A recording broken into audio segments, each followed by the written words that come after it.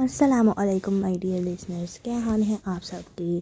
آج ہم نے ایپیسوڈ 10 پڑھنی ہے حالم کی، اور باب نمبر 4 چل رہا ہے جس کا نام ہے میراث پدر من۔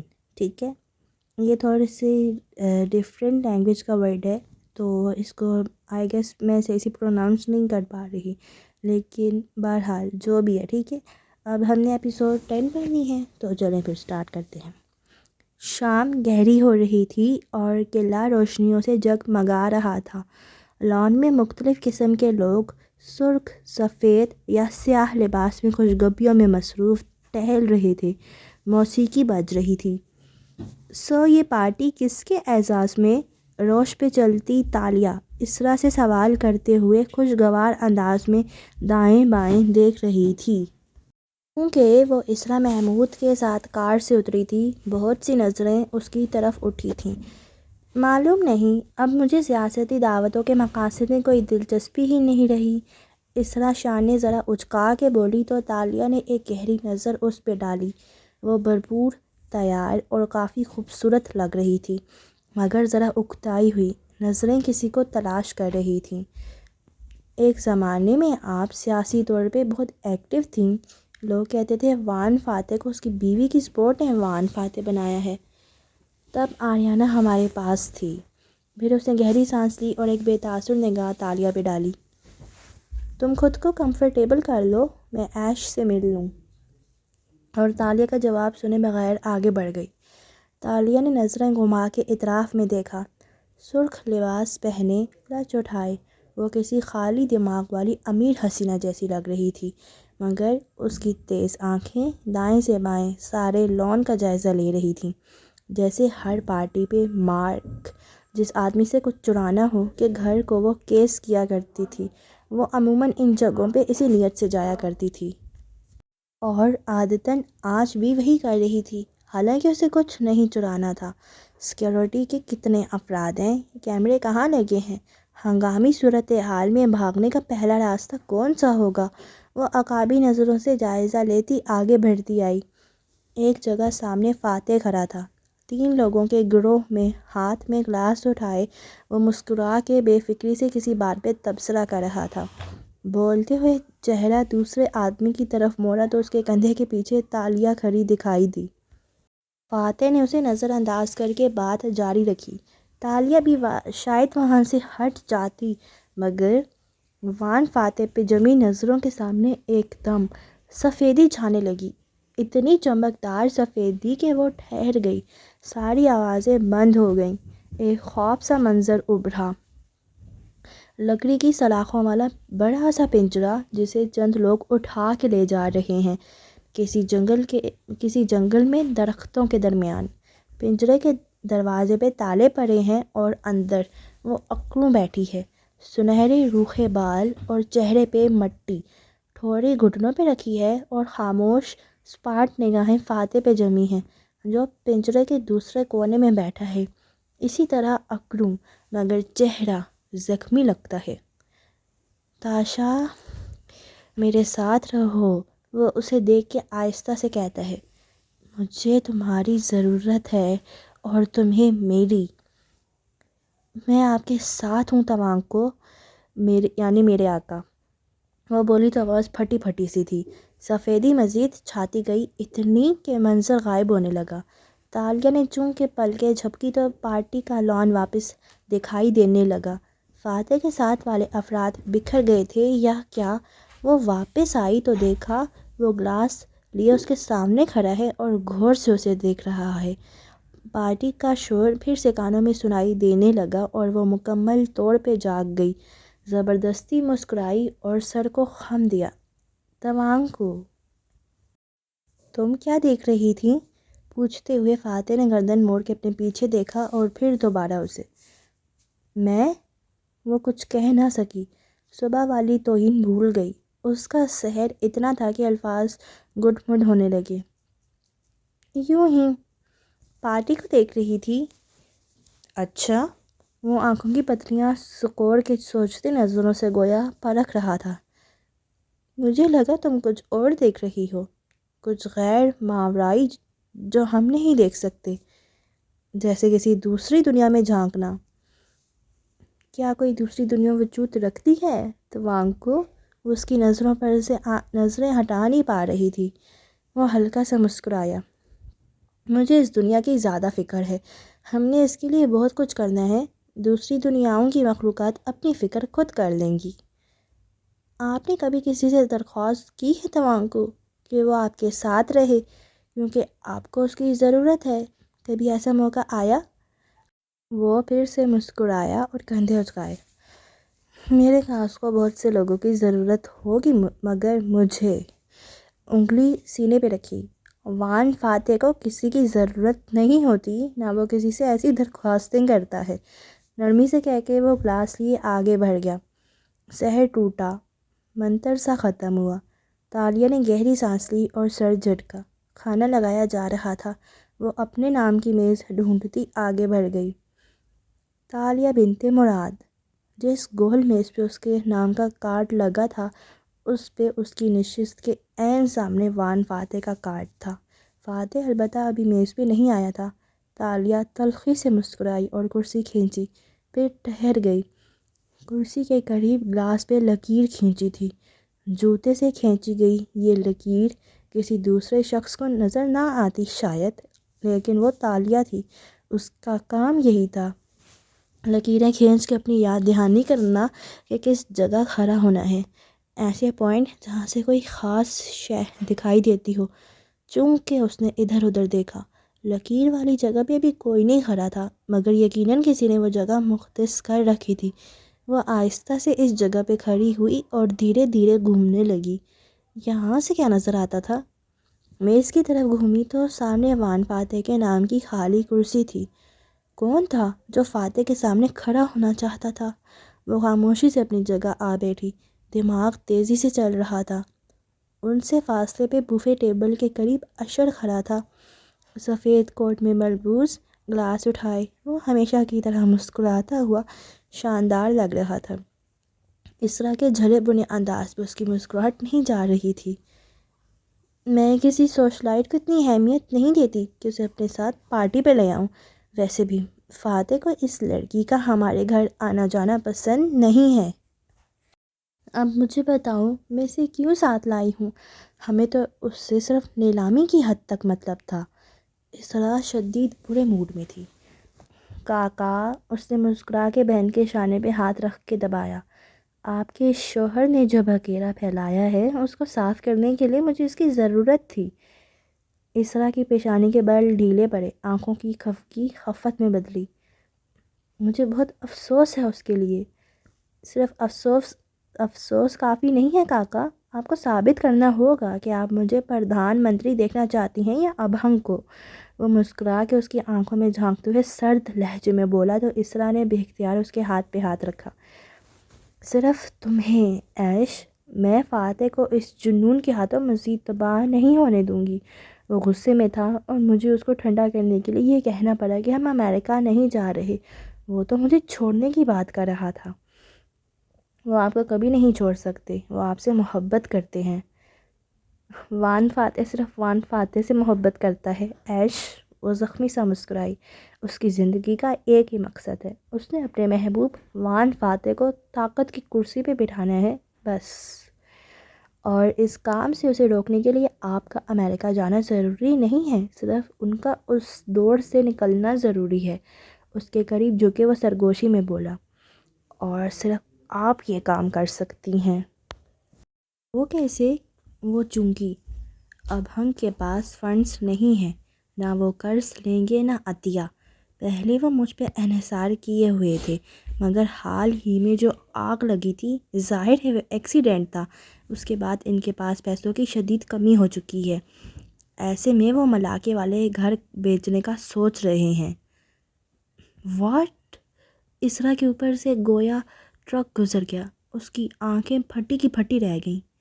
سن بھاؤ کا گھر؟ 3 خزانوں والا گھر؟ یہ تمہیں کس نے کہا؟ جس نے بھی کہا غلط نہیں کہا، وہ اس کے باپا کی وراثت تھی، وہ اس کو عزیز ہے، میں اسے وہ نہیں بیچنے دوں گی ایش۔ اسرا کی آنکھیں گلابی ہونے لگیں۔ اشر نے گہری سانس لی، ایک نظر اعتراف کا جائزہ لیا۔ لوگ اب اٹھ اٹھ کے بوفے کارنر کی طرف جا رہے تھے۔ وہ اسرا کے کان کے قریب جھکا۔ اگر آپ ابہم کو اس جنون سے بچانا چاہتی ہیں، اگر اپنے بچوں کو آریانہ کی طرح نہیں کھونا چاہتی، تو آپ کو میرے لیے، اپنے لیے ایک چوری کرنی ہوگی۔ ہاں، تم نے فون پہ کہا تھا کہ مجھے آج فاتح کے لاکر سے کچھ چرانا ہوگا۔ اب بتاؤ کیا چیز؟ کیونکہ میں تیار ہوں، وہ گردن کڑا کے عزم سے بولی تو اس کی آنکھوں میں تپش دیکھ سکتا تھا۔ تالیہ کھانے ڈالنے کی بجائے لان کے ایک کونے میں جا کھڑی ہوئی اور کلچ کھولا۔ اس میں ایک موٹے ہیرے والی انگوٹھی پڑی تھی۔ کچھ دیر پہلے یہ اسرا کی انگلی میں تھی اور اسرا ابھی تک ناواقف تھی کہ یہ تالیہ اتار چکی ہے۔ وہ ہلکا سا مسکرائی اور موبائل نکال کے نمبر ملایا۔ داتن نے پہلے گھنٹی پہ اٹھا لیا تھا۔ تم غلط ہو لیانا صابری، اگر تمہیں لگتا ہے کہ میں نے تمہیں معاف کر دیا ہے، بھلے تم نے میرے لیے ہی کیا جو کیا، مگر میں تمہیں کہوں، میں تمہیں اس لیے فون نہیں کر رہی کہ… داتن کا ہیلو سنتے ہی وہ مصنوعی خفگی سے تیز تیز بولتی گئی۔ بسکٹوں میں میٹھا زیادہ تو نہیں تھا؟ وہاں سے بے نیازی سے پوچھا گیا۔ پتہ نہیں، میں نے کون سے چکھے تھے؟ تو آدھا ڈبہ خالی کیوں ہے؟ تالیہ نے بے اختیار فون کو گھورا۔ موٹی پھر سے میرے گھر میں بیٹھی ہے؟ مجھے کیا پتا، تم نے دیا ہی آدھا ہوگا، کلس کے بولی۔ اچھا، مجھے معاف کر دو، میں نے غلط کیا مگر تمہارے لیے ہی کیا۔ اب بھی نہیں چاہتی کہ تم اس ملعون چابی کا پیچھا کرو، لیکن اگر تم کرنا ہی چاہتی ہو تو یاد رکھو، تمہیں ایڈم سے چھٹکارا پانا ہے، وہ سنجیدگی سے کہہ رہی تھی۔ کسی کا کچھ چرا کے اس کے کوٹ میں ڈال دو۔ جب اس کے پاس سے برآمد ہوگا تو اس کا اعتبار اور نوکری ختم ہو جائے گی اور وہ تمہارا راز نہیں کھول سکے گا۔ ہاں، اسرا کی انگوٹھی کا انتظام کر لیا ہے میں نے، ایڈم کی نوکری ختم کروانی پڑے گی آج، وہ دبی سرگوشی میں بولی۔ نظریں اس میز پہ جمی تھی جہاں اب فاتح اور اسرا آ کے بیٹھ چکے تھے، اور اس لکیر والی جگہ پہ فاتح کا سیکریٹری عثمان ہاتھ باندھے کھڑا ہوا تھا، کھانا کھاتے ہوئے فاتح کے عین سامنے۔ داتن، ایک بات بتاؤ، اور ہاں، تمہیں معاف نہیں کیا میں نے ابھی۔ اچھا بتاؤ، ہم نے جب اس سنگاپوری میئر کو اسکیم کیا تھا تو ایک سیاسی ٹرم ہم نے سنی تھی، ٹریکر، ذرا مجھے یاد کرواؤ، کیا ہوتا ہے ٹریکر؟ وہ آنکھیں عثمان سے ہٹائے بغیر بولی۔ عثمان کی شرٹ کا دوسرا بٹن قدرے مختلف سا تھا، اتنے فاصلے سے بھی صرف ایک نظر دیکھ کے ہی تالیہ بتا سکتی تھی وہ بٹن کیمرہ کس کوالٹی کا تھا۔ ٹریکر بنیادی طور پہ ان لوگوں کو کہتے ہیں جو موبائل کیمرے یا بٹن کیمرے یا پین کیمرے وغیرہ آن کر کے کسی سیاستدان کے پاس نجی محفلوں میں جا بیٹھتے ہیں، اور سیاستدان ٹھہرے صدا کے شوباز قسم کے لوگ، ان کو بولنے کا شوق ہوتا ہے، موضوع کو خاص سمت موڑو اور سیاستدان کو کسی کے بارے میں کوئی نازیبا بات کہنے پہ مجبور کر دو، جیسے بچے اپنے دوستوں میں بری زبانیں استعمال کر لیتے ہیں مگر کبھی نہیں چاہتے کہ والدین کو پتہ چلے، سو سیاستدان اپنے دوستوں میں وہ کرنٹ بھی پاس کر دیتا ہے جو وہ عوام یا میڈیا کے سامنے نہیں کرتا۔ اس کی ویڈیو میں سے ایک آدھ فقرے کی چھانٹی کرو اور یوٹیوب پہ لگا دو۔ کسی بھی سیاستدان کے کیریئر کو ایسی ٹریکر ویڈیو سے اچھا خاصا نقصان پہنچ سکتا ہے، تو سیاستدان کو بھی سوچ سمجھ کے بولنا چاہیے۔ ہر انسان غلطی کرتا ہے تالیہ، مگر ہماری غلطیاں پرائیویٹ ہوتی ہیں اور سیاستدانوں کی غلطیاں پبلک۔ مگر تم کیوں پوچھ رہی ہو؟ فاتح کا سیکریٹری شاید فاتح کے لیے نہیں، اشر کے لیے کام کرتا ہے، وہ اس وقت خود ٹریکر بنا ہوا ہے۔ غائل غزال کے پیچھے بھی اشر تھا، اس کے پیچھے بھی ہوگا، وہ دلچسپی سے دبی آواز میں کہہ رہی تھی، لبوں پہ مسکراہٹ تھی۔ تو یہ تھا پارٹی کا مقصد؟ انٹرسٹنگ۔ تالیہ، یہ ان کا آپس کا معاملہ ہے، اس کی فکر چھوڑو، تم ایڈم کا بندوبست کرو۔ زیادہ حکم نہ چلاؤ، میں ابھی تک ناراض ہوں تم سے۔ میں تو بس میری بچی یہی بتانا چاہتی تھی کہ بسکٹ میں نے ڈائٹ شوگر کی جگہ اصلی شوگر ڈالی ہے۔ کیا؟ تالیہ کے 14 طبق روشن ہو گئے۔ فون کان سے ہٹا کے دیکھا۔ یا اللہ داتن، تمہیں اندازہ ہے میں نے کتنے کھا لیے؟ اتنی کیلریز! تم تو کہہ رہی تھی کہ تم نے چکھے تک نہیں۔ مگر تالیہ غصے سے بول رہی تھی، میں لیانا صابری تمہیں اپنی حرام اور حلال دونوں کی کمائی سے آگ کرتی ہوں، بات مت کرنا اب مجھ سے۔ غصے سے فون رکھا تھا۔ اف، آج ان کیلریز کو برن کرنے کے لیے زاہد ورک آؤٹ کرنا پڑے گا۔ If if. میز پہ تمام افراد بیٹھ چکے تھے اور کھانا کھایا جا رہا تھا۔ خوشگپیاں جاری تھیں۔ تالیہ کھانا لے کر آئی تو سب کسی بات پہ ہنس رہے تھے جو یقیناً فاتح نے کہی تھی، اور یقیناً اسے عثمان کے کیمرے نے محفوظ کر لیا تھا۔ اشر نے سب کو سیلفی کے لیے متوجہ کیا۔ وہ بھی پلاسٹک کی گڑیا کے انداز میں مسکراتی رہی اور اشر نے سیلفی اتاری۔ سب واپس باتوں میں مصروف ہو گئے تو اشر مسکرا کے ابہنگ کی طرف جھکا۔ ابھی اسی صحافی لڑکی نے وہ ساری خبر ٹویٹ کر دی ہے، پوری کیس رپورٹ بنائی ہے، میرے کسی پرانے دوست تک کا انٹرویو شامل کیا ہے۔ فاتح نے گہری سانس لی۔ برا ہوا۔ او ابہنگ، جیسے مجھے اندازہ ہی نہیں کہ وہ نوکری جانے کے بعد سب سے پہلے آپ کے پاس گئی ہوگی، مگر آپ نے اس کو ایسا جواب دیا ہوگا کہ اس نے غصے میں آ کر خبر بریک کر دی۔ رپورٹرز کو لگتا ہے وہ سیاستدانوں کو تپاتے ہیں اور جواب اگلواتے ہیں، مگر سیاستدانوں کو رپورٹرز کو تپانا زیادہ اچھا آتا ہے۔ اس کے قریب جھکے بظاہر مسکرا کے کہہ رہا تھا۔ فاتح نے چاولوں سے بھرا چمچ منہ میں رکھتے ہوئے سر ہلایا، جیسے کہ میں نے کہا برا ہوا۔ پھر منہ میں ذائقہ گھلا تو خوشگوار حیرت سے اشر کو دیکھا۔ کھانا بہت اچھا ہے جی، بلواتا ہوں آپ کو شیف سے۔ اشر نے ایک دم چٹکی سے رملی کو اشارہ کیا جو فوراً سر ہلا کے آگے بڑھ گیا۔ اسرا نے دبی دبی سی مداخلت کی، شیف کو بلانے کی ضرورت نہیں ہے، مگر اشر نے انسنا کر دیا۔ فاتح اب شوق سے کھا رہا تھا۔ تالیہ کم رہی تھی، ان سب کے تاثرات زیادہ بڑھ رہی تھی، غور سے، خاموشی سے۔ پھر پل بھر کو گفتگو میں وقفہ آیا تو وہ کھنکاری، فاتح صاحب، مجھے سیاست کی اتنی سمجھ تو نہیں جتنی اس میز پہ بیٹھے دوسرے لوگوں کو ہوگی۔ بلند آواز اور مضبوط لہجے میں بات کا آغاز کیا تو تمام افراد کھانا جاری رکھتے ہوئے اسے دیکھنے لگے۔ مگر کیا یہ سچ نہیں ہے کہ آپ کو لوگوں کی پہچان نہیں ہے؟ کیا آپ کو تھوڑا سا زیادہ شاطر نہیں ہونا چاہیے تھا تاکہ آپ غلط لوگوں پہ بھروسہ کر کے دھوکہ نہ کھائیں؟ تمہارے خیال میں انسانوں کی پہچان رکھنا اور شاطر ہونا بہت ضروری ہے تاشا؟ وہ ہاتھ روک کے اس کی آنکھوں میں دیکھ کے پوچھنے لگا۔ تالیہ، اشر نے تصحیح کی مگر کسی نے نہیں سنا۔ سیاستدان کے لیے تو بہت ضروری ہے سر، گھاک اور شاطر ہونا۔ فاتح مدھم سا مسکرایا۔ سیاستدان کے لیے؟ ہاں، مگر لیڈر کے لیے، ویژنری کے لیے، جانتی ہو کیا ضروری ہے؟ نظریں تالیہ کی آنکھوں پہ تھیں۔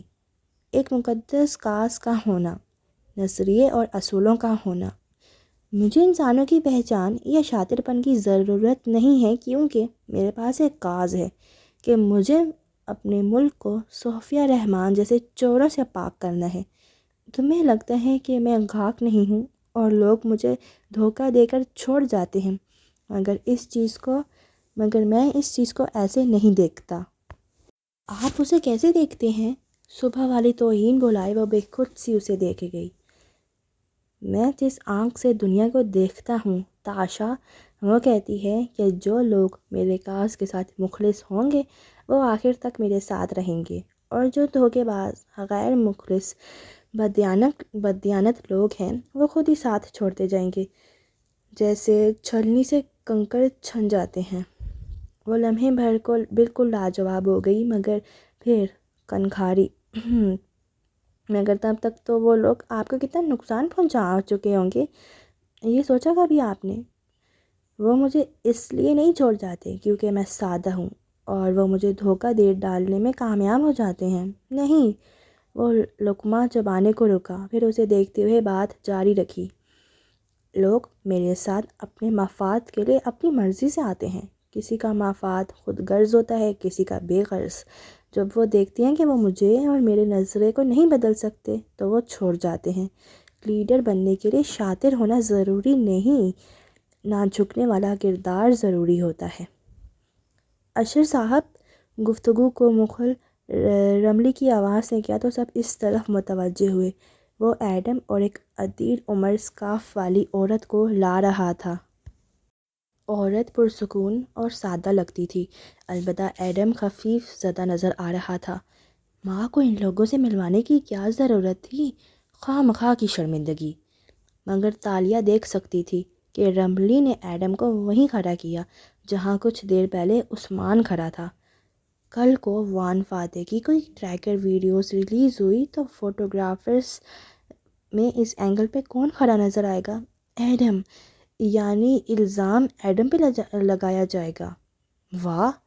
تلخی سے سر جھٹکا۔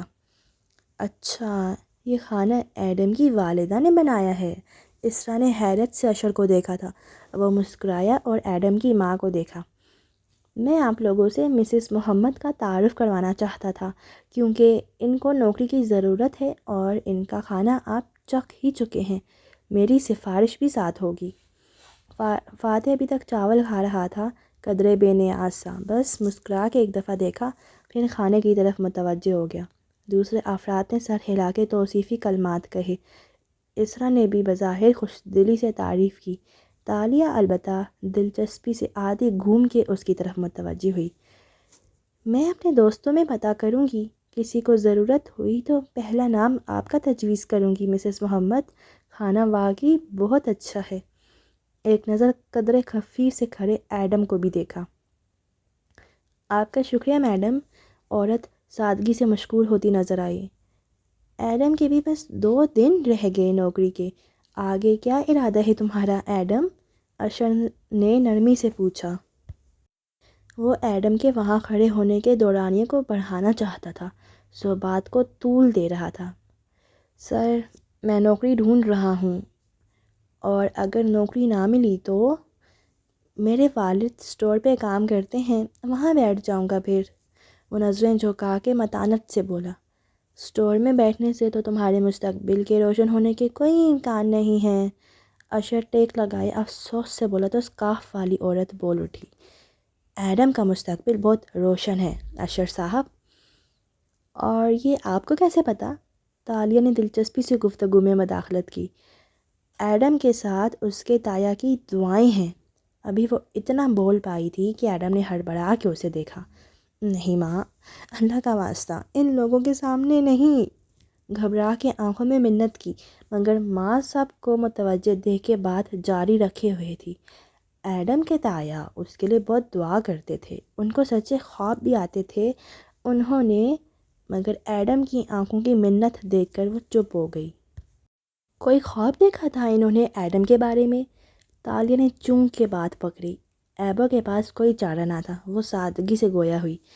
جی میڈم، جب یہ بہت چھوٹا سا تھا تو انہوں نے اس کے بارے میں کوئی اچھا خواب دیکھا تھا، بتایا نہیں کبھی، بس ہر وقت دعا کرتے تھے کہ…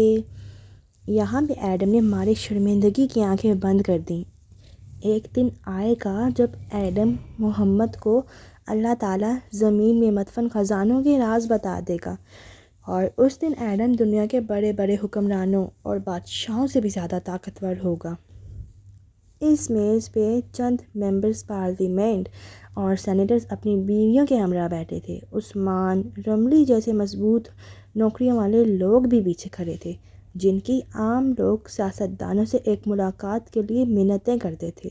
ایسے طاقتور لوگوں کی میز پہ پہلے تو خاموشی چھا گئی، پھر اگلے ہی لمحے زور کا قہقہ بلند ہوا۔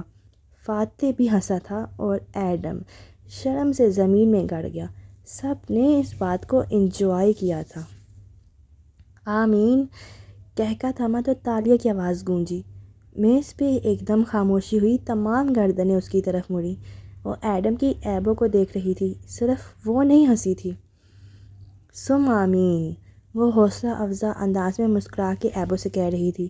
ایڈم نے بے یقینی سے نظر اٹھائی، اسے لگا تالیہ نے طنز کیا ہے، مگر اس کا چہرہ کسی بھی کھوٹ سے پاک لگ رہا تھا۔ آپ میرے معزز دوستوں کے قہقہے کا برا نہ منائیے گا، مگر یہ ایسا ناممکن بھی نہیں ہے مسز محمد، اس دنیا میں اگر لوگوں کو سچے خواب آ سکتے ہیں تو وہ سچ بھی ہو سکتے ہیں۔ اب اشر صاحب کے دادا کو ہی لے لیجئے۔ ہاتھ سے اشارہ کیا۔ وہ چائے کی پتی کا کام کرتے تھے۔ 8x10 کی چھوٹی سی دکان تھی، اور اب ان کا گھر دیکھیں۔ اشر اور اسرا دونوں کے ماتھے پہ ایک جیسے بل پڑے۔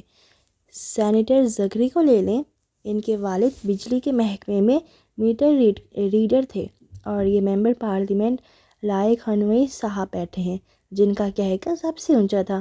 یہ جوانی کے دنوں میں اخبار بیچا کرتے تھے، وہ بھی سائیکل پہ، خود اپنے انٹرویوز میں بتاتے ہیں، اور اب یہ انہیں اخباروں کی سرخیوں میں آتے ہیں۔ اور وان فاتح کو ہی لے لیں۔ نظریں گھما کے فاتح کو دیکھا جو دوسروں کی طرح بنوئیں اکٹھی کیے اسے دیکھ رہا تھا۔ ان کے والد وکیل تھے، معزز تھے، خوشحال تھے اور عزت دار زندگی گزارتے تھے۔ فاتح نے برہمی سے فکرہ مکمل کیا، مگر تالیہ نے بات جاری رکھی۔ ان کے والد وکیل تھے، معزز اور خوشحال تھے، مگر کافی شاطر اور گھاق بھی تھے، لوگوں کو خوش رکھتے تھے، مگر فاتح صاحب ایسے نہیں ہیں۔ اس سے یہ ثابت ہوتا ہے کہ انسان کے کردار اور قد کا تعین اس کے باپ کی وراثت نہیں، اس کی اپنی قسمت اور محنت کرتی ہے۔ وہ اٹھی اور کرسی پیچھے کی۔ سب اس کو ناگواری سے دیکھ رہے تھے، پہلو بدل رہے تھے، مگر کسی نے جواب دینے کی زحمت نہیں کی۔ میں چلتی ہوں، دعوت کا شکریہ اشر صاحب۔ پھر ٹہری اور اسرا کو مخاطب کیا۔ آپ کی کرسی کے ساتھ ایک انگوٹھی پڑی ہے۔ کیا آپ کی ہے؟ اسرا جو خفا لگ رہی تھی چونکہ گردن گھمائی، خاص پہ انگوٹھی سامنے ہی دمک رہی تھی، سر جھٹک کے اسے اٹھایا اور بادل نخواستہ بولی، تھینک یو تالیہ۔ تالیہ نے بھی ایک مصنوعی مسکراہٹ اس کی طرف اچھالی اور پرس اٹھائے آگے بڑھ گئی۔ ایڈم یک ٹک اسے دیکھ رہا تھا۔ ان سارے مصنوعی اونچے طاقتور لوگوں میں ایک وہی قدرتی سی لگی تھی، ایک دم اس کی ڈھال بن کے آ گئی اور جیسے اس کو کسی کمور ڈریگن سے بچا لے گئی ہو۔ اب وہ چلتی ہوئی لان میں آگے جا رہی تھی۔ میز پہ اشر نے مسکرا کے کوئی اور بات چھیڑ دی، مگر ایڈم ادھر ہی دیکھ رہا تھا۔ راستے میں وہ عثمان سے ٹکرائی، مگر سنبھل گئی۔ عثمان نے معذرت کی تو وہ اٹس اوکے کہہ کے آگے بڑھ گئی۔ تب ایڈم کو یاد آیا کہ اس کی کار تو فاتح کے گھر کھڑی تھی، وہ گھر کیسے جائے گی؟ وہ اجازت لے کر اس کی طرف بھاگتا آیا۔ وہ گیٹ کے باہر کھڑی تھی، سڑک کنارے، سرخ لباس میں کلچ اٹھائے، خاموش، گمسم۔ ایک دم گردن موڑ کے ایڈم کو دیکھا تو انگلی سے اشارہ کیا، یعنی ادھر آؤ۔ کوئی رعب سا تھا اس میں جو وہ دوڑا چلا آیا۔ جی چیتالیہ اس کے دھوکے جھوٹ سب بھول گیا، یاد رہا تو صرف یہ کہ وہ ڈھال بنی تھی۔ میں نے کیب منگوائی ہے، میری کار وان فاتح کے گھر کھڑی ہے، میں اسرا بیگم کے ساتھ آئی تھی، میری کار میرے گھر پہنچا دینا۔ چابی اس کی طرف بڑھا کے تحکم سے بولی۔ بھی ایک لگژری کیب سامنے آ رکی۔ باوردی ڈرائیور نے باہر نکل کے دروازہ کھولا تو ایڈم نے جلدی سے چابی تھام لی اور تالیہ کار میں سوار ہو گئی۔ اس کے انداز میں سب شاہانہ تھا، مگر ایڈم کو آج لگا کہ اگر وہ ذرا سا کھرچے تو اندر سے ایک عام مڈل کلاس لڑکی نکلے گی۔ وہ اسی طرح اسے یک ٹک دیکھے گیا، یہاں تک کہ کار دور نکل گئی۔ لگژری کیب کوالالمپور کی سڑک پہ رواں دواں تھی۔ تالیہ پچھلی سیٹ پہ خاموش بیٹھی باہر دیکھ رہی تھی، جہاں سیاہ رات میں اونچی روشن عمارتوں والا شہر دور تک پھیلا تھا۔ کچھ دیر بعد اس نے تمام سوچوں کو ذہن سے نکالا اور پرس کھول کے سنہری زنجیر نکالی جس کے آگے ڈلی سی جڑی تھی، اسرا کا بریسلٹ جو اب اس کا لاکٹ تھا۔ کوئی عجیب پر اسرار سا تھا اس میں، جیسے اس کی یادوں کا پنجرہ ہو، جیسے اس کے ماضی کا مقبرہ ہو۔ تالیہ نے اسے گردن میں ڈالا اور کنڈا بند کیا۔ لمحے بھر کی دیر تھی کہ زنجیر نے اس کی گردن کو مقید کیا اور کوالالمپور کی سیاہ روشن رات ارد گرد سے غائب ہوتی گئی۔ 13 سالہ تالیہ درختوں کے درمیان ایک ڈوبتی شام میں پہنچ گئی۔ وہ خود کو نہیں دیکھ سکتی تھی، بس اپنے کندھوں پہ آگے کو گرے لمبے بال اور مٹیالہ لباس دکھائی دیتا تھا۔ منظر اس کی آنکھ سے دیکھا جا رہا تھا۔ اس نے خود کو پتوں سے ڈھکی زمین پہ بیٹھے پایا، چوکڑی مار کے۔ ہاتھوں میں ٹوٹا ناریل تھا جس میں پانی بھرا تھا۔ وہ اسے لبوں کے قریب لے گئی اور اوپر اٹھا کے ہونٹوں کے اندر انڈیلا۔ ٹھنڈا میٹھا پانی۔ تالیہ! پکار پہ وہ جو ناریل کے پیالے سے پانی پی رہی تھی رکی اور گردن موڑی۔ وہی دبلا پتلا آدمی چلا آ رہا تھا، لکڑیوں کا انگوٹھا کندھے پہ اٹھائے، وہ پسینے میں بھیگا تھا۔ چلو گھر چلیں۔ وہ اٹھ کھڑی ہوئی اور ایک جالی دار تھیلا اٹھا لیا جس میں ناریل سے ناریل بھرے تھے۔ باپا دونوں درختوں کے درمیان سے گزرتے پہاڑ سے نیچے اتر رہے تھے جب اس نے پکارا۔ مراد نے قدم اٹھاتے ہوئے گردن موڑ کے اسے دیکھا۔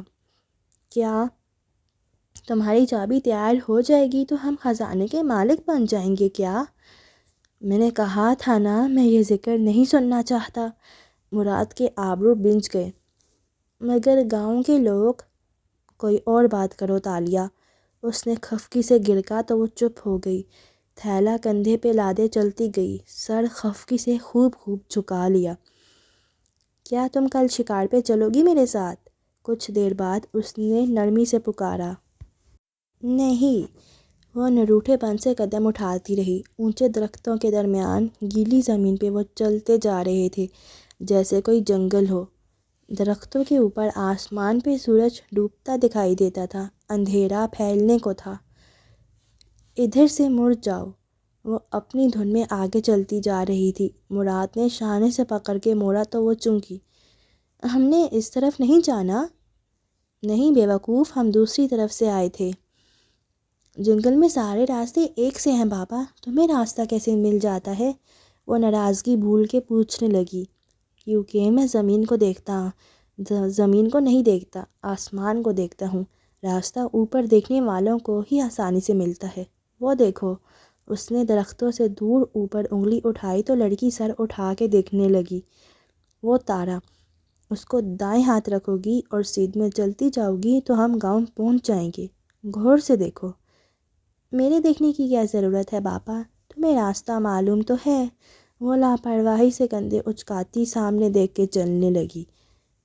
میں تمہیں سکھانا چاہ رہا ہوں بیٹے، اگر کبھی کھو جاؤ جنگل میں یا کسی دور کی جگہ پہ تو اس ستارے کو غور سے دیکھو۔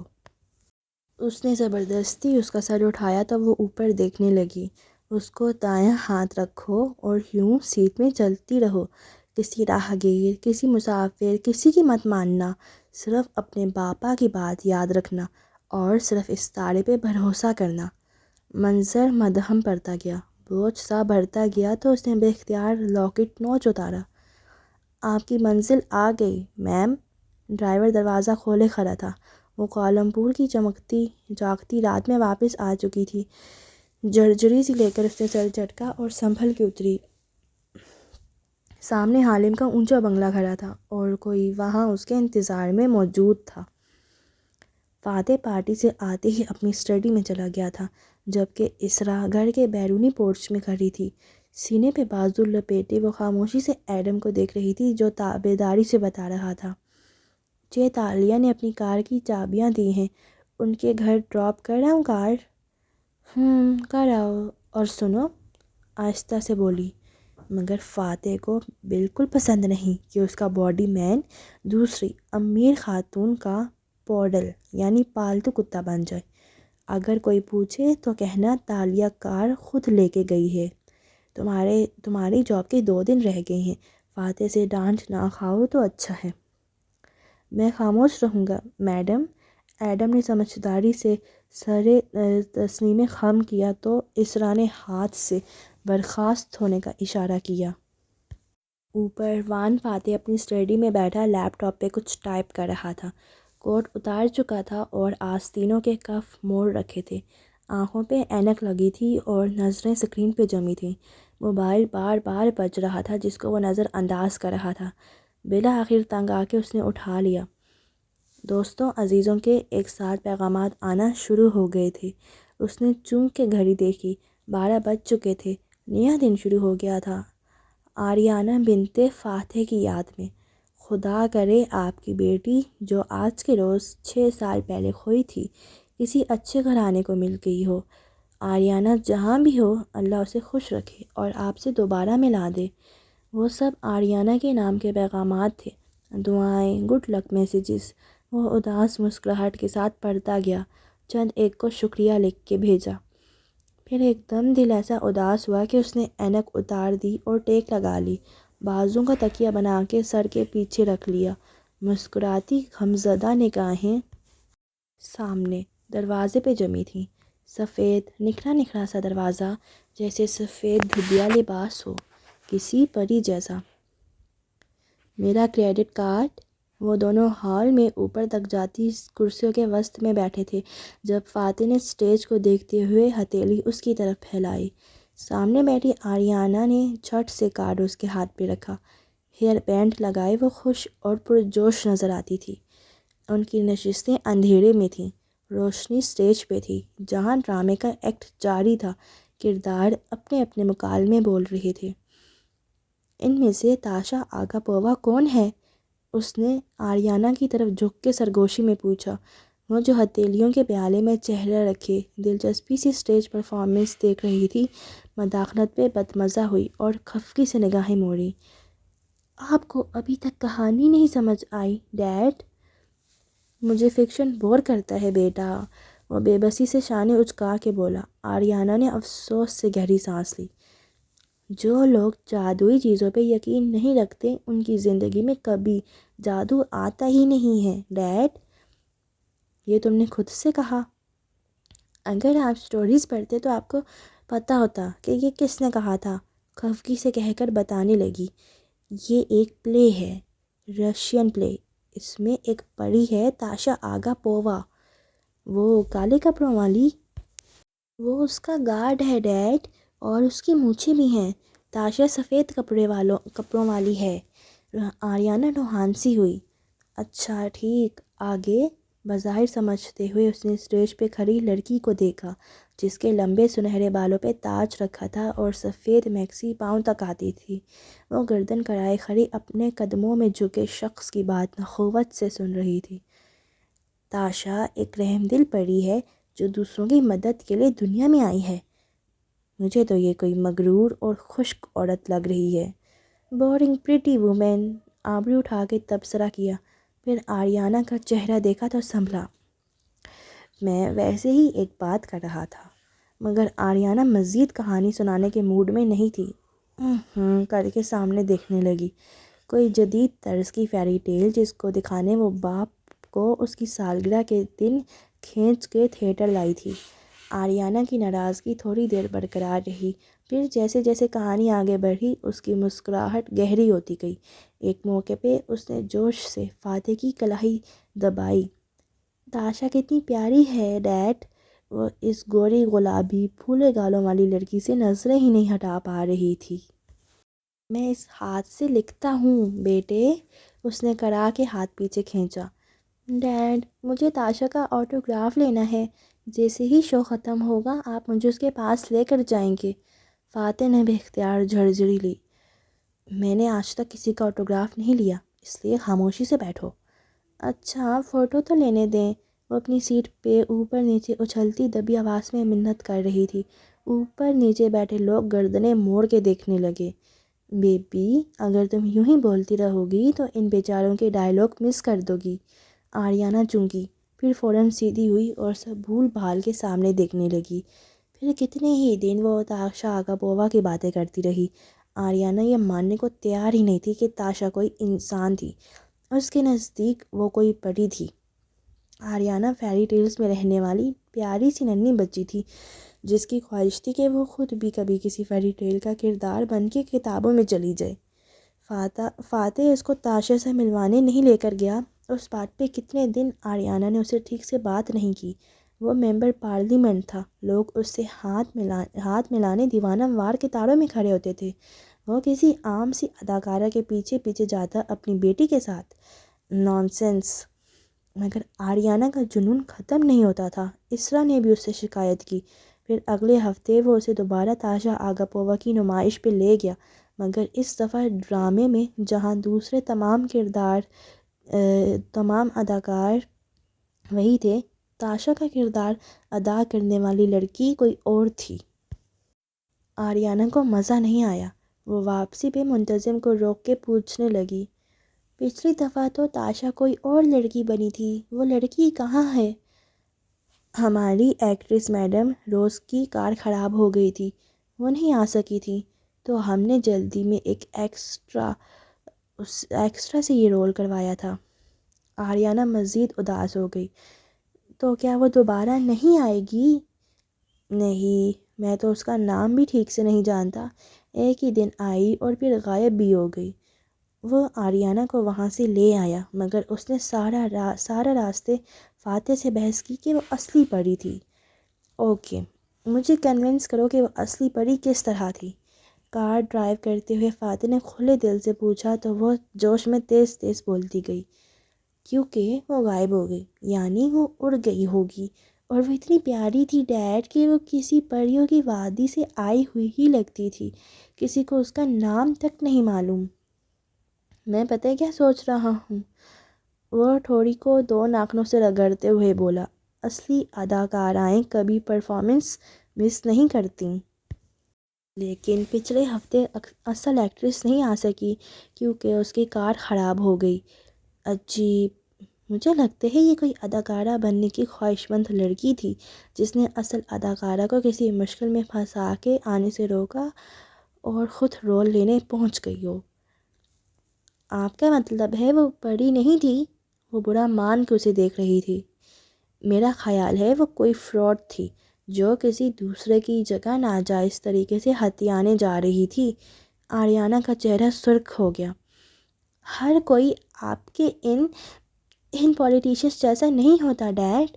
وہ منہ پھلا کے رخ پھیر کے بیٹھ گئی اور فاتح نے گہری سانس لی۔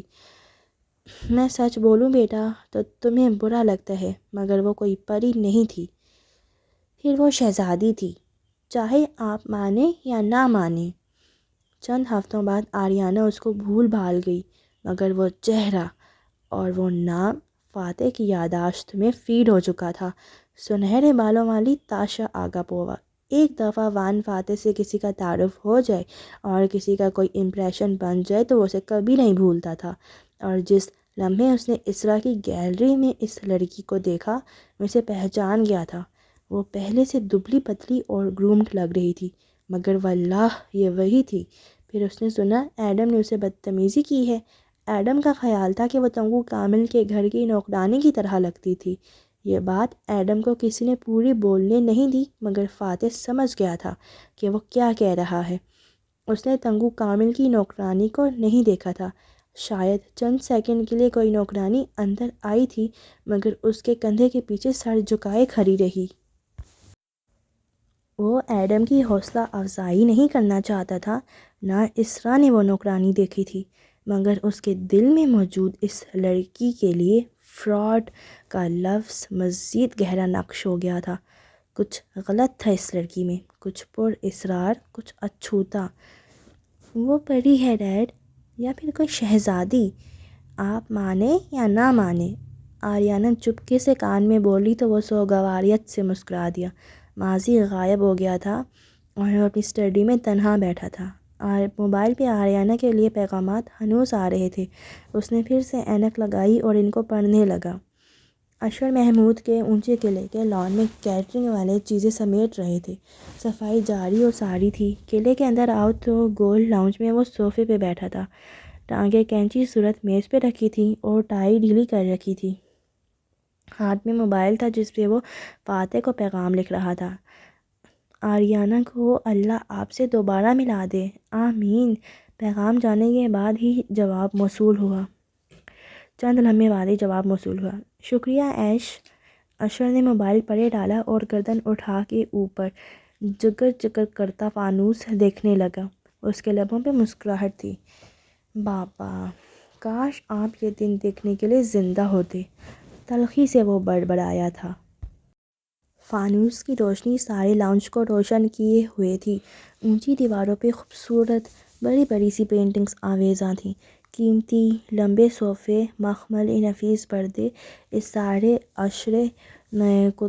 عشرت کدے میں وہ تنہا صوفے پہ نیم دراز تھا۔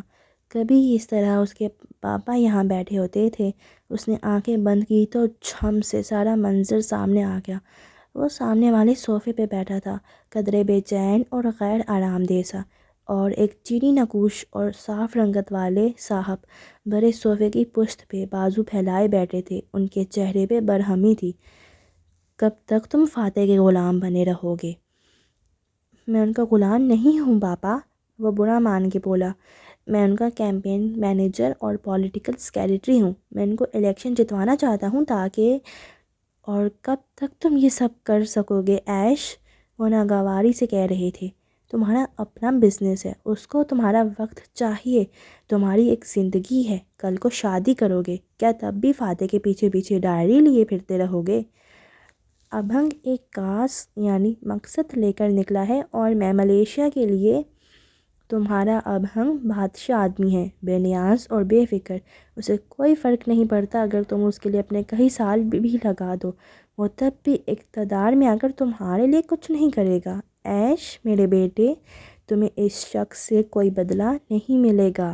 ان کی آواز دھیمی ہوئی۔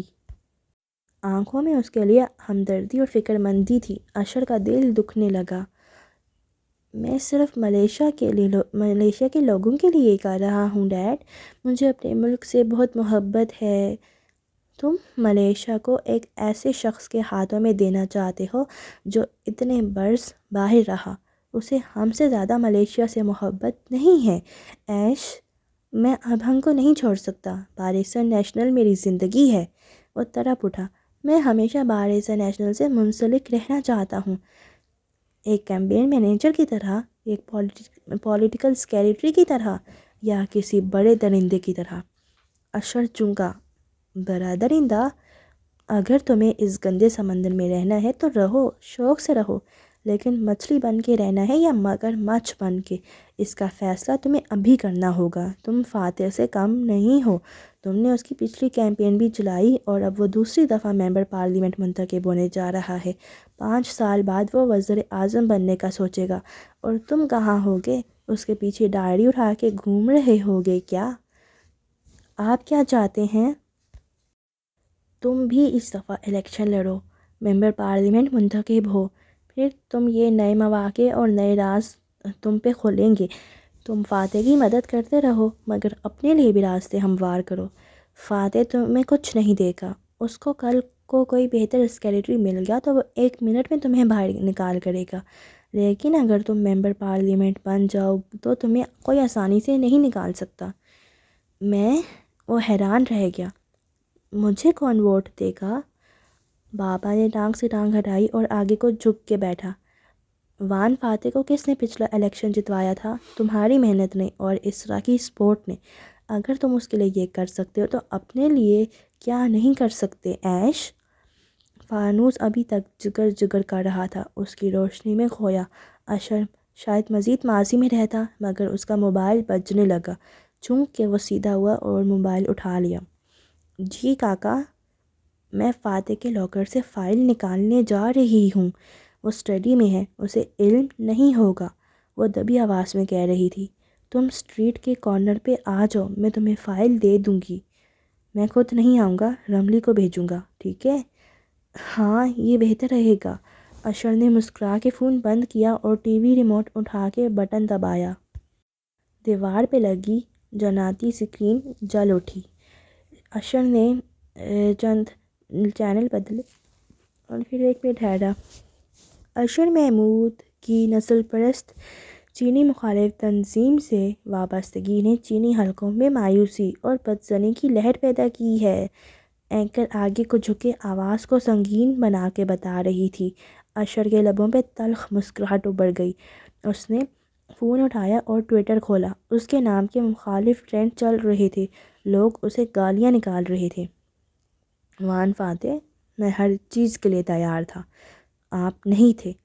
چند دن بعد کاکا کی نیلامی پہ نقلی پینٹنگ کا سکینڈل جہاں آپ کی کریڈیبلٹی تباہ کرے گا، وہیں مکان کے اصلی کاغذات کی گمشدگی آپ کو مالی دھچکا لگائے گی۔ موبائل کے بٹن دباتے ہوئے وہ بڑبڑا رہا تھا، مگر اس سے پہلے اپنے خلاف ہوئے سارے پروپیگنڈے کو میں اس ایک تصویر سے قتل کرنے جا رہا ہوں۔ اس ایک تصویر کی دھوم اور ہائپ میں ہر شے دب جائے گی۔ کسی خبر کو قتل کرنے کے لیے اس کی وضاحتیں دینا ضروری نہیں ہے، صرف اس سے زیادہ دلچسپ خبر لوگوں کو دینا ہوتا ہے۔ ایک بٹن دبایا اور تصویر ٹویٹ ہو گئی۔ مسکرا کے اشر نے فون پلے ڈال دیا۔ اس نے فاتح کا دیا دھچکا ہینڈل کر لیا تھا۔ کیا فاتح اس کا دیا دھچکا ہینڈل کر پائے گا؟ وان فاتح کی رہائش گاہ پہ رات دھیرے دھیرے اتر رہی تھی۔ اسرا نے ٹرے اٹھائے، اسٹڈی کا دروازہ کھولا تو وہ ٹیک لگائے، اینک آنکھوں پہ جمائے مسکرا کے موبائل پہ ٹائپ کرتا دکھائی دیا تھا۔ تمہاری بیڈ ٹائم چائے؟ زبردستی مسکراتی وہ قریب آئی اور میز پہ کپ رکھا۔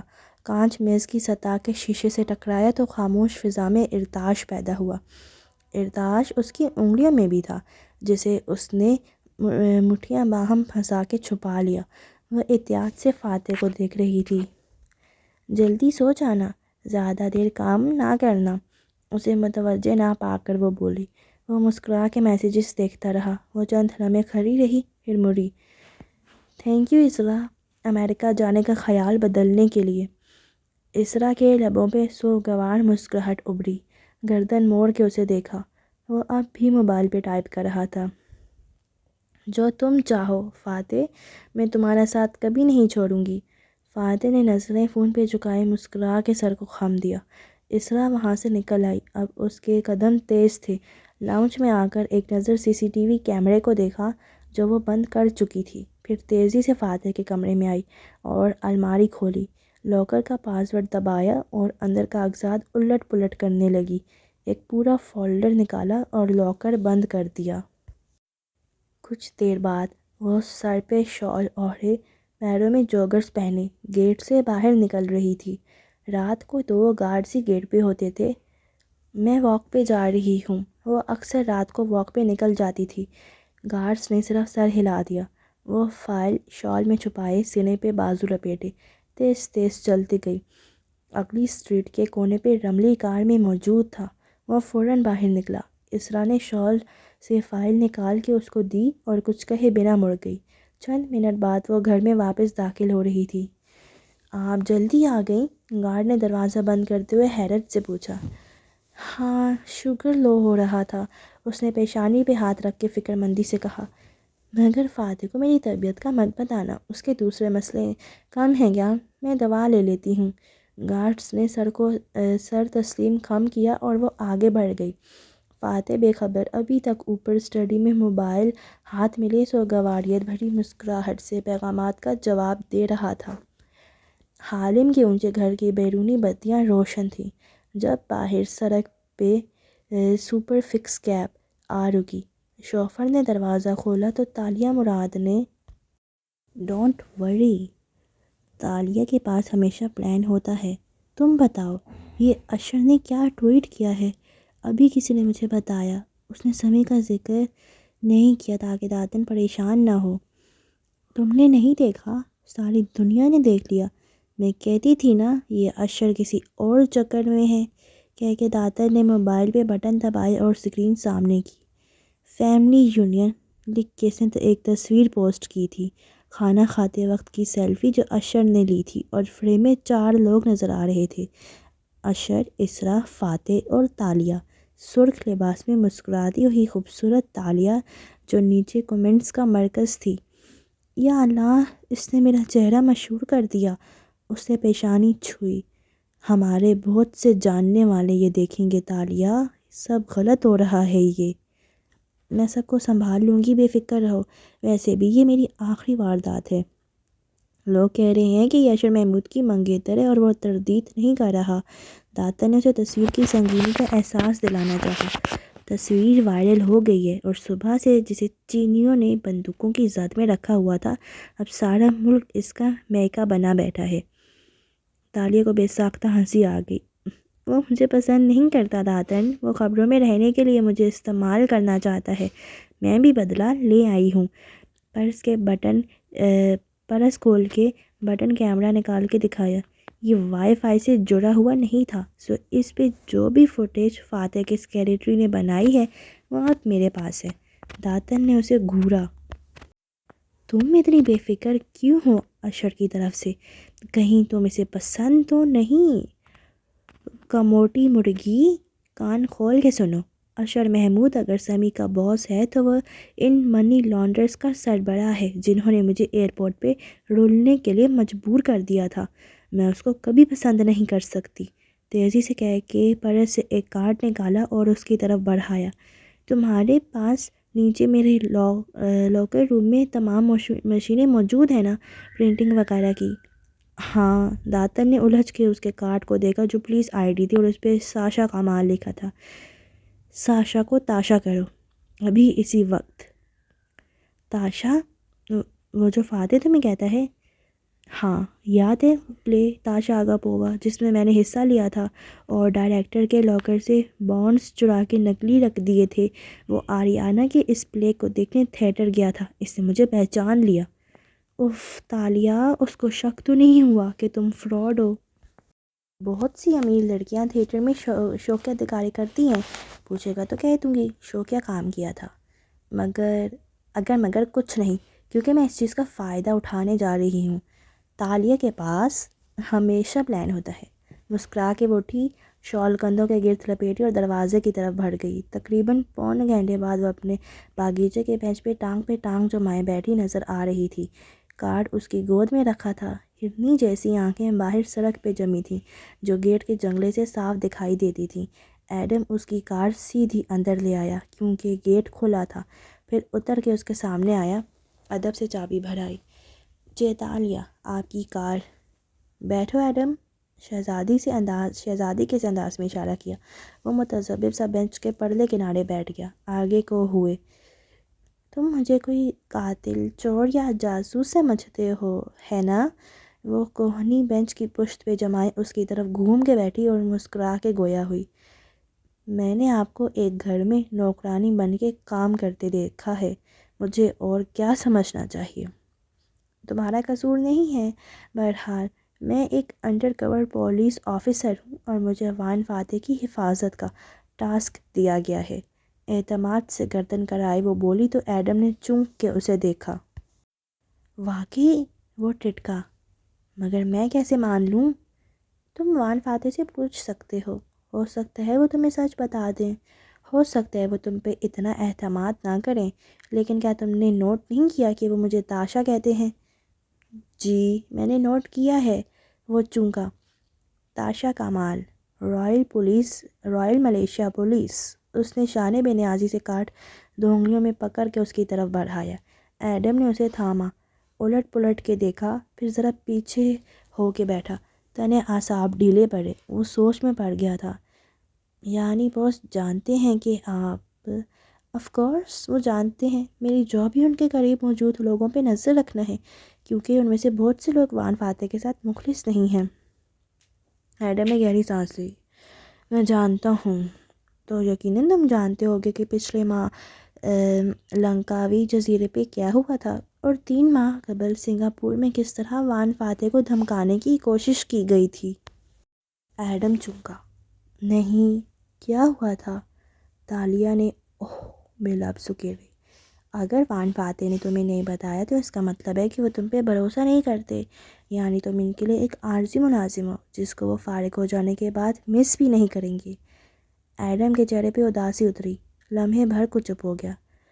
پھر آپ مجھ پہ بھروسہ کیوں کر رہی ہیں؟ 2 وجوہات ہیں۔ میں نہیں چاہتی کہ تم گھر والوں کے سامنے میرا کور بلو کرو۔ میری تو یہ نوکری ہے، میں کسی دوسرے ٹاسک پہ لگا دی جاؤں گی، لیکن وان فاتح کے دشمن چکنے ہو جائیں گے۔ اور دوسری وجہ، میں چاہتی ہوں تو میری مدد کرو۔ اشر محمود فاتح صاحب کے خلاف جو اقدامات کرنے جا رہا ہے، ان کو روکنے میں میرا ساتھ دو، اور میں ڈپارٹمنٹ سے تمہیں اس کام کا پے چیک دلوا دوں گی۔ اس کی ضرورت نہیں ہے، میں وان فاتح کے لیے سب کچھ کر سکتا ہوں۔ دیکھو ایڈم، وہ سمجھانے والے انداز میں بولی، پولیس میں جب ہم سے اوپر والے ہمیں تنخواہ یا بونس دیتے ہیں تو اپنی جیب سے نہیں دیتے، قومی خزانے سے دیتے ہیں، اور اس پہ ہمارا حق ہوتا ہے تم کیوں آرام سے ملنے والے 30-40 ہزار ٹھکراؤ گے؟ 30-40 ہزار؟ ایڈم بن محمد کی آنکھیں کھلی رہ گئیں۔ یعنی 7-8 لاکھ پاکستانی روپے۔ جتنا بڑا آدمی اتنے زیادہ بونس۔ لیکن یہ صرف اس صورت میں ممکن ہے جب ہم اشر محمود کو پکڑ بھی لیں، اور ہاں، مجھے اس کے لیے تمہاری فائل اوپر بھیجنی پڑے گی۔ ضروری نہیں ہے کہ وہ اپروو بھی ہو جائے، مگر میں تمہاری سفارش کروں گی۔ مگر آپ کیوں کریں گی میری سفارش؟ تالیہ مسکرائی۔ کیونکہ ایک دن تم دنیا کے سارے بادشاہوں اور حکمرانوں سے زیادہ طاقتور بن جاؤ گے۔ میں نہیں چاہتی تب تم مجھے بھول جاؤ۔ ایڈم جھنب گیا۔ وہ تو بس ماں کو لگتا ہے کہ خفت سے سر جھٹکا۔ خیر، اب ہو سکتا ہے کہ تمہیں میری باتوں پہ یقین نہ آئے، تو مجھ پہ شک کرو کہ شاید میں کوئی واقعی چور یا قاتل وغیرہ ہوں، تو ٹھیک ہے، یہ تمہارا حق ہے۔ اب آگے تم چاہو تو وان فاتح سے پوچھ لو میرے بارے میں۔ مجھے نہیں معلوم وہ تم پہ کتنا بھروسہ کرتے ہیں، لیکن اپنی تسلی کے لیے تم اس کی ضرورت نہیں ہے، مجھے آپ کی بات پہ بھروسہ ہے۔ وہ گہری سانس لے کر سنجیدگی سے بولا، اور میں وان فاتح کے لیے سب کچھ کر سکتا ہوں، لیکن اس نے اعتراف کیا، مجھے واقعی پیسے بھی چاہیے ہیں۔ آپ مجھے بتائیں مجھے کیا کرنا ہوگا۔ اتنی جلدی نہیں بتا سکتی، کیونکہ مجھے بھی تو دیکھنا ہے کہ میں تم پہ بھروسہ کر سکتی ہوں یا نہیں۔ ایڈم کے کندھے ڈھیلے پڑے۔ اوکے، یعنی آپ مجھ پہ نظر رکھیں گی، ٹھیک ہے۔ جب آپ مناسب سمجھے مجھے بتا دیجیے گا۔ میری جاب کا کل 10واں اور پرسوں 11واں دن ہے۔ پرسوں میری جاب ختم ہو جائے گی۔ تالیہ اٹھ کھڑی ہوئی تو وہ بھی ساتھ ہی اٹھا۔ جتنا اس کے انداز میں رعب تھا، اتنا ایڈم مؤدب نظر آتا تھا۔ وان فاتح سے میں بات کر لوں گی، تمہارے 11 دن ابھی ختم نہیں ہوں گے ایڈم۔ اوکے، ایڈم نے سر کو خم دیا اور مسکرایا۔ پھر اجازت چاہی۔ دفتر رکا۔ تم کچھ پوچھنا چاہتے ہو؟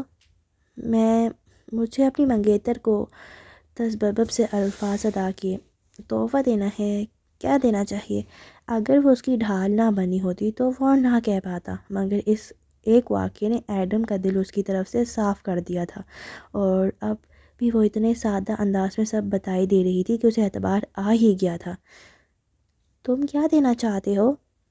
کوئی سونے کا زیور وغیرہ، جیسے کہ مسز اسرا نے کہا تھا، یا کوئی پرس، کپڑے؟ وہ کنفیوزڈ نظر آ رہا تھا۔ تحفے کی قیمت نہیں ہوتی ایڈم، وقت ہوتی ہے۔ تم اس سے پوچھو کہ اس کو اس کے باپا نے کیا تحفہ دیا تھا ان اولین سالگرہوں پہ جو اس کو یاد ہیں۔ تم بچپن کے اس تحفے کو نئی شکل میں دے دو، کوئی ناسٹیلجک سی قدیم شے جو اس کو خوشگوار ماضی کی یاد مستقبل میں بھی دلاتی ہے۔ باپ کا تحفہ لڑکیوں کو بہت عزیز ہوتا ہے۔ ایڈم بالکل ٹھہر گیا، دل و دماغ جیسے منور ہو گیا تھا۔ آہستہ سے سر ہلایا۔ Thank you چیتالیہ۔ اس کے جانے کے بعد وہ اندر آئی تو داتن لاؤنج میں بیٹھی تھی، تند نظروں سے اسے گھورتی۔ اس کہانی کا کیا مقصد تھا؟ وقت حاصل کرنا، وہ سنجیدگی سے کہتی آگے آئی اور کانوں سے ایئرنگ اتارنے لگی۔ بہت سے اسپیشل فورس اہلکاروں کو اسی طرح سیاستدانوں کی حفاظت پہ مامور کیا جاتا ہے۔ کہانی ٹھوس تھی۔ اگر اس سے فاتح سے پوچھ لیا تو؟ ظاہر ہے وہ پوچھے گا، لیکن فوراً نہیں۔ میں نے اس کے ذہن میں یہ تاثر ڈالا ہے کہ فاتح کے لیے وہ اجنبی ہے۔ وہ کچھ عرصہ اس بات پہ غور کرے گا، اور مجھے اتنا ہی وقت چاہیے، 1 یا 2 دن۔ تب تک میں سکہ تلاش کر چکی ہوں گی، اس کے بعد میں جانوں اور میرا خزانہ۔ اب وہ جھک کے جوتے اتار رہی تھی۔ کوئی خزانہ نہیں ہے تالیہ۔ داتن نے دکھ اور ہمدردی سے اسے دیکھا۔ خزانہ ہے داتن، اور وہ ہمارا ہے، صرف ہمارا۔ وہ تیزی سے بولی جیسے خود کو بھی یقین دلایا ہو۔ داتن خاموش ہو گئی، باہر پہلی رات کی طرح۔ صبح صادق کی پہلی کرن کوالالمپور پہ پڑی تو جامنی اندھیرے میں ڈوبی اونچی عمارتیں مدھم مدھم سی روشن دکھائی دینے لگیں۔ اسرا محمود اپنے نرم گرم بستر میں اے سی کی ٹھنڈک بھرے کمرے میں لحاف تانے سو رہی تھی جب زور سے دروازہ کھلا۔ اسرا! فاتح کی آواز اور اس کا تیزی سے بتی جلانا۔ اسرا کی آنکھیں فوراً کھلیں۔ تیز روشنی میں تو پہلے اس نے آنکھیں چندیا لیں، پھر پلکیں جھپکی۔ بصارت واضح ہوئی۔ سامنے فاتح کھڑا تھا۔ ٹراؤزر پہ ٹی شرٹ پہنے اس کے ابرو بنچے ہوئے تھے اور چہرے پہ پریشانی تھی۔ اسرا، تم نے میرا لاکر کھولا ہے کیا؟ نہیں، کیوں، کیا ہوا؟ وہ بال سمیٹتی آنکھیں ملتی اٹھ بیٹھی۔ ملاقی والے گھر کی ساری فائلز کل صبح تک اس میں تھیں، اب نہیں ہیں۔ تم نے اچھی طرح دیکھا فاتح؟ کیا معلوم تم نے کہیں اور رکھ دی ہوں۔ وہ بستر سے اتری اور سلیپرز پہنے۔ نہیں، مجھے یاد ہے، اور میرا پاسورڈ بھی کسی کو نہیں معلوم سوائے مجھے اور تمہیں۔ تمہارا پاسورڈ بھی تو آریانہ کی برتھ ڈے ہے، آسانی سے کوئی بھی گیس کر سکتا ہے۔ میں ملازموں سے پوچھتی ہوں۔ اس نے بالوں کو پونی میں باندھا اور شال اٹھا کے کندھوں کے گرد لپیٹی۔ تم فکر نہ کرو، مل جائے گی۔ کیسے فکر نہ کروں؟ اس فولڈر میں گھر کے اصل کاغذات ہی نہیں، اس کے تاریخی ہونے کی مصدقہ دستاویزات بھی ہیں۔ مہینے لگ جائیں گے مجھے یہ دوبارہ بنوانے میں۔ وہ دبی آواز میں بظاہر آرام سے کہہ رہا تھا، مگر اس کی آنکھوں سے چھلکتی پریشانی اور گردن کے پیچھے رکھا ہاتھ، وہ بے حد پریشان تھا۔ تم نے ٹھیک سے دیکھا نہیں ہوگا، میں ڈھونڈ دیتی ہوں۔ ویسے بھی ملازموں میں سے کوئی ایسا نہیں کرے گا۔ ایڈم تو ہمارے ساتھ کل پارٹی میں تھا، اور دوسری میٹ بھی۔ شام کو گھر میں کوئی نہیں ہوتا، بلکہ تالیہ بھی کار لینے آئی تو کہہ رہی تھی کہ اسے چابی لاؤنج میں ڈھونڈنے کے لیے کافی تگ و دو کرنی پڑی کیونکہ میٹس نہیں تھیں۔ وہ اس کے ساتھ باہر آتے ہوئے بتا رہی تھی، اور فاتح رمضان ایک دم چونک کے اسے دیکھنے لگا۔ کون؟ وہ تالیہ؟ اندر کیوں آئی تھی ہماری غیر موجودگی میں؟ اس کی کار یہاں کھڑی تھی نا فاتح، پھر مجھے اس کو اشر کی وجہ سے برداشت کرنا پڑتا ہے۔ وہ اکتا کے کہتی اس کے کمرے میں داخل ہوئی۔ لاکر سامنے کھلا پڑا تھا اور کاغذات بیڈ پہ رکھے تھے۔ اسرا سلیقے سے چیزیں سمیٹنے لگی۔ اور تمہیں اتنے اچانک ملاقے والے کاغذوں کی کیا ضرورت پڑ گئی؟ مگر وہ بالکل ساخت چوکھٹ پہ کھڑا تھا، ذہن ایک جگہ ٹھہر گیا تھا۔ وہ لڑکی، وہ صبح میری اسٹڈی میں تھی، پھر وہ ہمارے پیچھے ہمارے گھر میں پھرتی رہی، اور آج میری فائل غائب ہو گئی۔ اس کی رنگت سرخ پڑنے لگی۔ فائلیں الٹ پلٹ کرتی اسرا نے چونک کے سر اٹھایا۔ اوہ فاتح، مل جائے گی فائل۔ پھر تالیہ ایسا کیوں کرے گی؟ وہ تو اشر، اس کو تم سے متعارف کس نے کروایا تھا وہاں؟ ہم کیسے جانتے ہیں اس لڑکی کو؟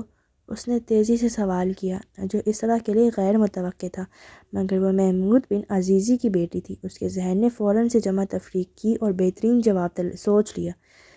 اشر نے، وہ اس سے شاید پہلے سے واقف تھا، شاید وہ دونوں شادی کرنا چاہتے ہیں، اور یہ ان دونوں کا کام ہے۔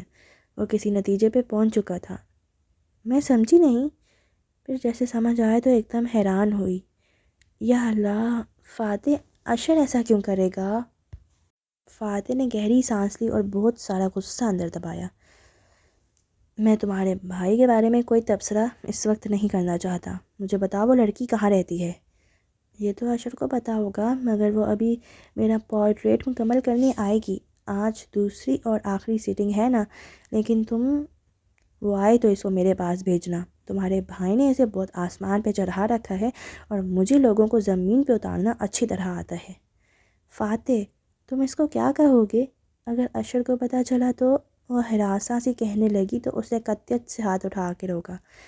وان فاتح کے گھر میں چوری کرنے سے پہلے اس لڑکی کو اندازہ ہونا چاہیے تھا کہ فاتح کو دنیا میں سب سے زیادہ نفرت چوروں سے ہے۔ اس نے میرا کتنا نقصان کر دیا ہے کوئی سوچ بھی نہیں سکتا۔ جیسے ہی آئی اس کو میرے پاس بھیجو۔ وہ برہمی سے کہتے ہوئے آگے بڑھ گیا۔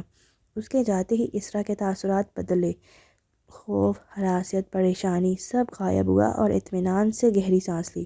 فاتح نے جلد یا اب دیر جان ہی لینا تھا کہ یہ اشر کا کام ہے، مگر اشر کی مدد کا الزام وہ کس کو دیتا، یہ اسرا کے نزدیک زیادہ اہم تھا۔ اپنے بچوں اور شوہر کو اس جنون سے بچانے کے لیے وہ ہر جنگ اور محبت میں ہر جائز ناجائز کام کر سکتی تھی۔ گہری سانس لے کر وہ مسکرائی اور کھڑکی کو دیکھا، جہاں ایک نئی صبح طلوع ہو رہی تھی، اور حالم کی رہائش گاہ میں بیڈ پہ بے خبر سوئی تالیہ کی آنکھ ایک جھٹکے سے کھلی تھی۔ چند لمحے لگے اس کو حواسوں میں واپس آنے میں، اور پھر وہ ایک دم سے اٹھ بیٹھی۔ اس نے ابھی خواب میں جو منظر دیکھا تھا وہ اس کے اندر کے خون کو جوش دلانے اور رونگٹے کھڑے کرنے کے لیے کافی تھا۔ خزانہ ہے، خزانہ واقعی ہے۔ اس کے ہونٹوں کے کنارے مسکراہٹ میں ڈھلنے لگے اور چہرے پہ خوشگوار بے چینی در آئی۔ اور جگہ جگہ میں نے ابھی دیکھی ہے تو یہاں دفن ہے وہ خزانہ۔ بے یقینی اور خوشی سے اسے منہ پہ ہاتھ رکھ لیا۔ میں جانتی ہوں خزانہ کہاں دفن ہے، صرف میں جانتی ہوں۔ تیزی سے سلیپر پہنے اور باہر کو بھاگی۔ اوکے گائز، آج کے ایپیسوڈ کو ادھر ہی اینڈ کرتے ہیں، اور ایپیسوڈ کے ساتھ آج یہ چیپٹر بھی اینڈ ہو گیا ہے۔ اب کل ملتے ہیں ایک نئی ایپیسوڈ ایک نئے چیپٹر کے ساتھ۔ تب تک کے لیے مجھے دیں اجازت، اور پلیز آپ لوگ میرے چینل کو سبسکرائب کر دیں اور بیل آئیکن پریس کر دیں، تاکہ جب میں نئی ایپیسوڈ اپلوڈ کروں تو آپ لوگوں کے پاس نوٹیفیکیشن چلا جائے، اور میری ویڈیو کو لائک اینڈ کومنٹس بھی کر دیجیے گا، ٹھیک ہے؟ Okay, bye bye, take care.